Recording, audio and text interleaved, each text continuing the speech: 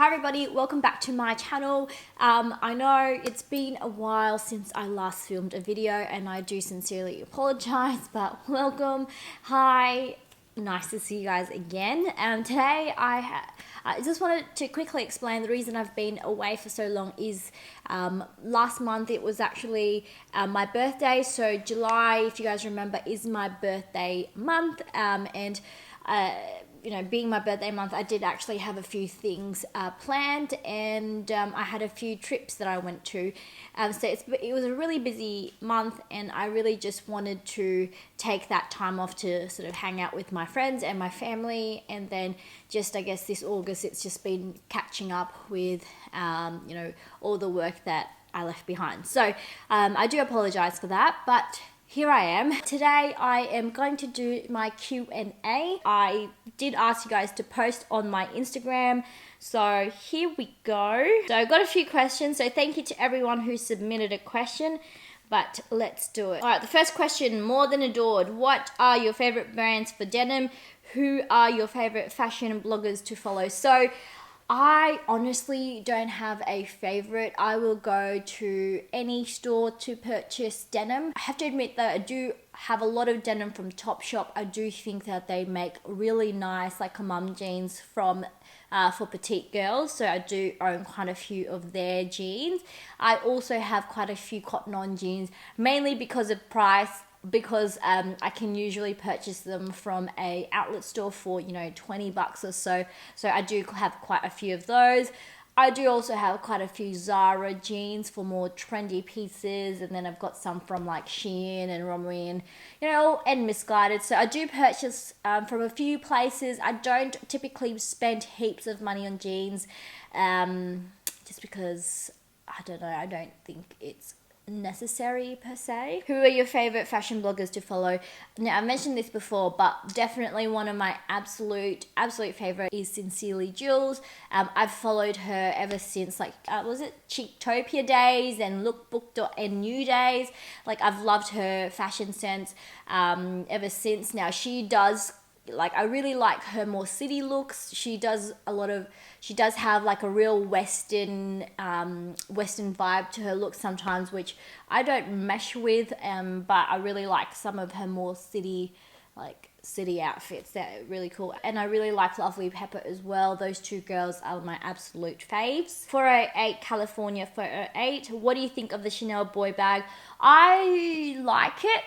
I'm a little bit, I don't know if I would purchase it. I don't love it. The only boy bag that I like is actually the small boy bag, and in the lambskin probably, in like a ruthenium hardware. I'm not sure what color, or maybe like in the calfskin. But apart from that, honestly, I'm not a huge fan of it. I used to be, but I don't know. I just find them like a little bit like meh, you know? Like, I think the boy in the small is really cute, and I can see that for myself. But in terms of like the medium, the large, it just doesn't appeal to me at all. It just looks a bit plain, especially like in the interior. It's just like a giant pouch, and I don't know. I don't love it. JD Snyder, what products would you recommend cleaning Louis Vuitton canvas with? So I honestly just use baby wipes, unscented baby wipes, because canvas, it's just canvas. It's like a triple coated canvas, so it's like you could just wipe it clean without any issues. Obviously, don't use anything abrasive like Magic Eraser, but something soft, even just like a wet cloth would be like fine, I think. So yeah, Louis Vuitton canvas is really easy to maintain. That's why I really like them. Now, Cheryl Lig, Lyg, can you do a video on how you did your hair yourself? Now, I did actually take a very quick video about how I redid it. Basically, okay, let me just summarize it. I got myself a highlighting cap. You can just get it from Priceline, and it usually comes with like a crochet hook, and then it comes with like little dots that you have to sort of poke through. I get one of those, I put it on, you look like you've got a condom on your head, no big deal. And then you get a friend, or you can do it yourself, but I just wouldn't recommend it. You get a friend to poke some hair through those holes. Now, Obviously, depending on how much hair they pull out will determine how highlighted your hair is. I recommend going, you know, quite thin to begin with. And then once you've got all of the highlights that you want, because that's how I like to like balayage or ombre my hair. I don't like to do it like the whole way now. I like to make sure that it's just like highlights, so it just looks a bit better. And once you do that, I then, if you've never highlighted your hair before, never dyed it, what I would do is I just put a bit of bleach on the bottom to begin with, let that sit for like, you know, 15 minutes longer, and then apply more on top, and that will give you like an ombre-ish or style like highlight. Now, in terms of the bleach, I just use like whatever I can find at Priceline. I honestly just use like 30% developer. Sometimes I go 40, whatever. And then I mix it with like a blue bleach. And so, you know, it removes some of the brassy tones while it's bleaching. Mind you, this can be very, very damaging. So, you know, I am obviously not a hairdresser, and I'm sure that every hairdresser out there will shoot me. I know Anna sometimes watches my videos, and I'm a little bit self-conscious that I'm going to give you guys bad advice. But obviously, if you want to do it yourself, this is an option. But don't blame me if your hair gets damaged or, you know, you completely do the wrong thing. Not my fault. Anyways, after I do like the highlights, obviously I take it off.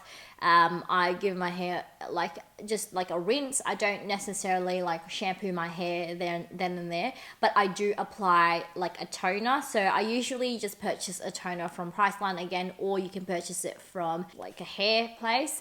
Basically it's like a blue conditioner, and you just leave it on.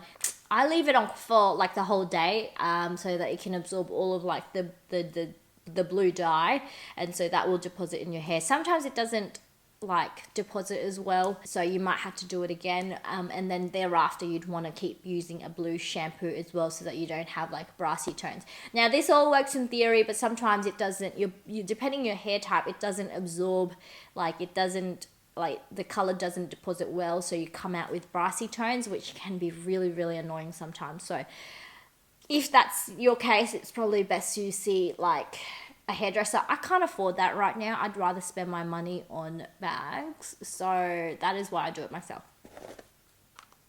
she says. So yeah, that's how I did it. So this is from Hatstar. I've struggled back and forth with my fashion identity for years. I'm 25 and still haven't settled on something that's me. I definitely have days where I have no idea what to wear. Did you or do you have moments like this, and what do you do? Oh man, absolutely. Even now, I'm like, what am I doing? What am I wearing? Like, what am I doing with my life? So I guess you just have to experiment and try out what you like. For me, I've always loved fashion, and I was always the first one to give a trend a go. Not even that, but like I used to look to like different cultures for fashion inspiration. So I was like in high school, I was hugely influenced by Japan and like their Harajuku culture. And I just... Hello, baby, I'm filming a video. Today we're just doing smoky eyes. So, where was I? Sorry, guys. So, yeah, I like... High school for me was just like a mess. Like I experimented with like so many different styles of fashion. I would go through the punk rock phase. I went through like the ghetto gangster phase. I went through and then I went through like a Harajuku phase, and then I eventually just came to my own. I still to this day get a lot of inspiration from everyone around me. I'm not a pioneer in like different trends. I do what I feel is comfortable for me. So I see a trend, I like it, I'll give it a go. But then obviously if I don't feel comfortable in it and I don't think I look good, I'm not going to keep wearing it. If you like it and other people say, oh, you don't look good, who cares? Just do what you like doing. Do what is you. I mean, style doesn't always have to be like the best, handbag, the most up-to-date fashion style and things like that. There are like iconic people out there who have like a uniform where they just wear like a turtleneck and pants, like what's his name, Andy Warhol. So like just it doesn't have to be a big thing. Just like experiment, try out different styles that you're not comfortable with, because sometimes you do grow into them and you actually really like them more than you ever thought you would. So yeah, just be adventurous and you know, see how it goes. You just have to have balls and just like never mind the people around you who are like, what the are you wearing? I remember like in high school I had like these I think they're like high tops, but they're like not high tops. They're like, you know, they went all the way mid shin. It's like just bigger than high tops. It was like extra long high tops, and they were in camouflage. Like no one was wearing them in school. Like, I mean, there was a few people who had like the same height, but you know, never in camouflage or a strange pattern. And I remember I would be wearing like a plaid mini skirt with it, and I had my hair in pigtails. It was just like a mess. And like looking back, I remember like my dad and my brother was like, they did not want me to go out of like the house because of the way I looked or like how I dressed, because in high school we wore it was like free dress day every day. We didn't have uniforms, so we could basically pick whatever we wanted as long as we had some rules, like you couldn't wear spaghetti straps or midriffs, and you know, obviously I always followed those rules. But you know, man, the stuff that I wore, I was game back in the days. Okay, now, Martha, New York City, are you now in your residency? What are you specializing in? Great question. So let me tell you a little bit about medicine here in Australia. So medicine, when you train to become a doctor, you do like a 6-year degree. So that's typically an undergraduate degree. There are postgraduate degrees, which are usually 4 years, and you have to do like another bachelor, obviously. So generally 6 years or, you know, 4 years. Then you graduate, and the first position that you get is internship. Internship is where you're actually a provisional doctor. You're not fully qualified through APRA, which is the Australian Health Regulation Agency. So you are a doctor in training, basically. So not a medical student, but a doctor in training. That's where you have to do core rotations. So internship is the first year, and then you move on to residency. Those 2 years are compulsory, and basically everyone has to go through it. Residency is where you're not actually in a medical training program. You are what we call a resident medical officer. So you've finished internship, because internship, you actually have to pass internship to continue. So you finish internship. RMO is where you just like sort of trying to figure out what you want to do in the future, what specialty you want to do. So you get to select what rotations to have. So in internship, you do like core rotations like ED, surgical, medical, and something else. I can't remember.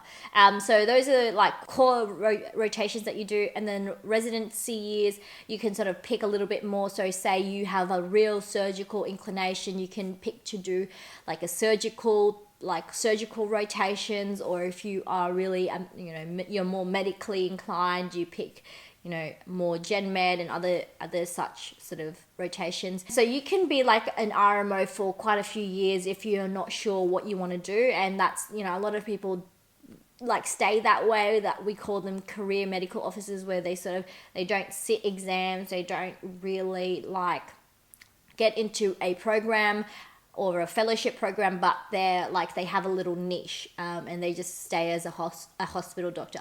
Now, in terms of like fellowship program, that is where you enter a fellowship to specialize. So you specialize in medical subspecialties such as like cardiology, respiratory, all those sorts of things. That's where you can also pick to specialize in surgery or dermatology or anesthetics or general practice. Believe it is a specialty, or emergency. So once you decide what specialty you want to do, you do have to apply, you have to sit exams, and it's like another thing that you have to do. And then once you're in that program, you become a registrar. A registrar is what I am. So I am in a specialty program. So I'm in a fellowship program. Well, I'm not a fellow yet, but I'm in a specialty program, and I am doing it in general practice. So it's a misconception. People think that general practice isn't a specialty, but I mean, it is, because you have to enter the college, you have to apply to be in the college, and then you have to, once you're in that specialty, you sort of do rotation. So Now that I'm in a general practice, I am now in the community. I'm not in the hospital anymore, and I basically do a lot of my work in a GP surgery. It's a 2-year fellowship program, and then after that, I sit an exam, and then once I pass, I become a fellow. A fellow is basically nearly there, but you're not quite a consultant. And then you do more hours or more rotations, and then you finish and become a consultant. So, all in all, medicine can take you upwards of 10 years minimum to get to where you want to be. And so that's not including whether or not you fail certain subjects. So it's a very, very long road. I'm still not there. Even though I'm a doctor, I'm still not there. But I'm hoping that I will get there eventually. So I am actually a general practice registrar. So yes, I'm not a resident, I am a registrar. K. Ray Designs. Do you miss Darwin? If so, what do you miss about it? This is such a random question, but no, not really. I don't miss Darwin. I never liked Darwin, and I will be honest, I was glad to get out of it. Now, I do see Darwin as like my hometown. So when I go back there, you know, it's very comforting. It feels very, very familiar, and it does remind, like, I do have some pretty good memories of Darwin, but I would never go back to live there. I just, you know, like, I would only visit. But yeah, I never liked Darwin. What I miss about it is probably just my friends. I do have quite a few friends who are still there. My family isn't there anymore, so that's why I haven't visited Darwin in quite a while. Happy Angel, how do you do your research in finding the perfect bag?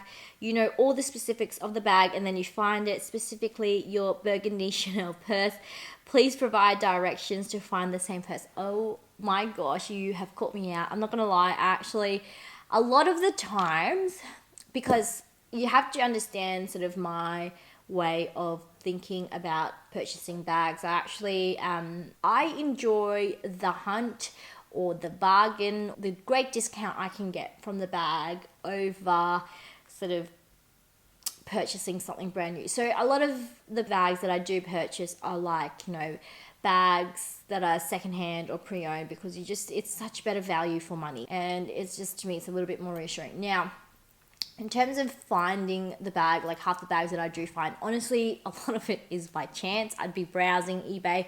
I am a huge eBay troller. Like, I will check eBay like on the daily. I'm ashamed to admit it. It's like my favorite downtime, you know, just before bed, looking through, like, it's like window shopping. So, yeah. And then I just stumble upon it depending on like I have a few search terms, and then I check on it every now and then I will find it. After I've found the bag and I really, really want it, then I do all of my research. So, yeah, generally that's how I get it. And I guess in terms of, you know, finding a bag that you're really after, for example, my most recent purchase, I basically just stick to a search engine. So like, I am a huge fan of eBay because it's just really convenient for me coming from Australia. A lot of the other like stores out there are just like a lot of hassle, because there's usually quite a lot of fees involved in shipping it to Australia. So for me, eBay is the easiest choice. Obviously, if you have access to Vestiaire Collective and like Yogi's Closet and Fashion File, and you don't mind paying those prices, it's a little bit different. But for me, on eBay, I basically have a search term that I sort of follow. If you have the app, you can sort of do it on your app, and you just follow a search term, or online I think you can also do it. But basically, you put in a few keywords for the exact bag that you're looking for. So say you want a burgundy Chanel flap, you just go burgundy Chanel flap, and then you follow that, and you just make it worldwide, and you set it to notify you every time something comes up. So yeah, and then you sort of just check it every, you know, few days or so. So that's how I get around it. Now, in terms of purchasing it from like Fashion File, from, you know, Yogi's Closet, The Real, Portero, Vestiaire Collective, all those other stores, I don't know what you can do apart from checking it daily, or, you know, every week or something like that. So yeah, that's really it. All right, next question. Purissa007, how do you like being a doctor in Australia? Have you ever thought of moving to the US or Philippines to practice medicine? Don't mean to be rude, but hell to the no. I love working as a doctor here in Australia. I think, you know, in terms of doctor-patient relationship is okay. It's not like, I feel like nowadays patients don't respect doctors as much, but hey ho, that's what happens when you're in a pretty relaxed country. But at the same time, I do feel like it's a supportive environment here in Australia. I feel like generally working conditions are, you know, pretty good compared to other countries like the Philippines and America. Granted, it's not as good as like Sweden or, you know, all of those Scandinavian countries, which are pretty much like rating top of the class for like quality of life and just life fulfillment and everything like that. True fact. But you know, overall, I really enjoy being a doctor in Australia, and I don't think I could possibly consider, you know, working somewhere else. I very briefly thought about working in the UK as a doctor, and I actually did my medical school placement in the UK, in Epsom, if you guys remember, and that was such an eye-opener for me because I saw like the doctors working in hospitals there and they looked miserable. Like they were asking me about how to transfer to Australia. So that just gave me a really, a very real experience as to what like the future could possibly be if I did decide to work there. But you know, that's just a very small glimpse onto it, so I don't know how good or how bad it is exactly, but I would personally love to, you know, live in the UK because it's just so close to different countries. But yeah, definitely not in the US or the Philippines. No. From 99 Karen G, love your work and fashion, a biggest inspiration. If you didn't get into undergraduate med, what would you have done? What ATA and UMAT did you achieve to get accepted? Don't worry if it's too personal, much love. So, in terms of what I would have done, if I didn't get into undergraduate med, I would have done pharmacy and then would have tried to get into med that way. So, you know, if you don't get into undergrad med, it's not the end of the world. You can still keep trying. So I would have done pharmacy and then I would have done postgrad med. And I would have kept applying until I got. I don't know if I'll have time to do any more because the sun is going down very, very quickly. So I might just leave it here. I just wanted to say, guys, thank you so much for everyone who submitted questions. I will try and film another one because I know there's quite a few there. And there are some good ones that I really do want to answer. So stay tuned. I might do a part 2 Q&A. If you want me to do that, give this video a massive thumbs up. If you like these Q&A type videos, do let me know. I personally enjoy filming these because I think it lets you guys know a little bit more about me, but also you know, any questions that you guys have, I can sort of answer it straight away. So yeah, thank you so much guys for watching this video. As I said, if you liked it, give it a massive thumbs up. If you haven't subscribed already and you're new here, please go ahead and subscribe if you are intrigued and want to see more of my videos. And yeah, hope you guys are having a wonderful week or weekend, and I will see you guys in my next one. Bye.